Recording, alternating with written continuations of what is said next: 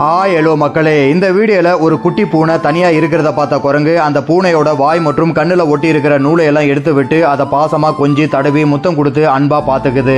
இந்த அன்புக்கும் பாசத்துக்கும் இயங்கின குட்டி பூனைக்கு அது கிடைச்சதும் குரங்கோட மடியில போய் சாஞ்சுக்குது. அந்த குரங்கும் அதோட குழந்தைய பாத்துக்கிற மாதிரி பத்திரமா அரவணைச்சு வெளியே எங்கும் விடாம மடியிலேயே வச்சிருக்கு. நம்ம எல்லாருக்குமே தெரியும், குரங்கும் பூனையும் நேருக்கு நேர் பாத்துக்கிட்டா ஒண்ணுக்கு பயங்கரமா சண்டை போட்டுக்கும். ஆனா இங்க அம்மா இல்லாம அனாதையா பாசத்துக்காக தவிச்சிட்டு இருந்த இந்த குட்டி பூனைய அந்த குரங்கு எவ்வளவு அக்கறையா பாத்துக்குது பாருங்க. இந்த அற்புதமான குரங்கோட பாசமும் அரவணைப்பும் உங்களுக்கு பிடிச்சிருந்தா வீடியோக்கு ஒரு லைக்க போட்டுருங்க.